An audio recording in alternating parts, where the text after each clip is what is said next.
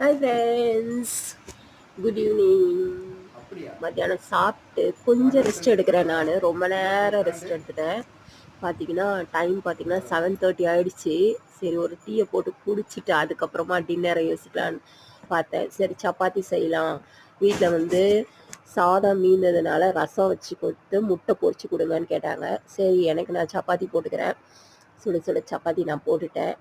அவங்களாம் சாப்பிட்ட மிச்சம் தான் எனக்கு. முட்டையை நல்லா அள்ளி வச்சு ரோல் பண்ணி சாப்பிட்டாலும் சூப்பராக இருக்கும். அப்படியே அள்ளி வச்சு சப்பாத்தியை பிச்சு சாப்பிட்டாலும் சூப்பராக இருக்கும். முட்டை பொடி மாசு நிறையா ஆனியன் பெப்பர் போட்டு தான் ஃப்ரை பண்ணேன். பாருங்கள், அவங்களுக்கு வீட்டில் சாப்பிட்றதுக்கெலாம் ரசம், குண்டா சாதம் காலி. நான் சப்பாத்தி சாப்பிட்டுட்டு தூங்கலான்னு இருக்கேன். செம்மையாக எனக்கு பிடிக்கும் அந்த மாதிரி முட்டை பொடி மாசு சப்பாத்தி ரோல் பண்ணி சாப்பிடவும் பிடிக்கும். பிச்சு அழகாக அப்படி கொத்தா எடுத்து சாப்பிடவும் பிடிக்கும்.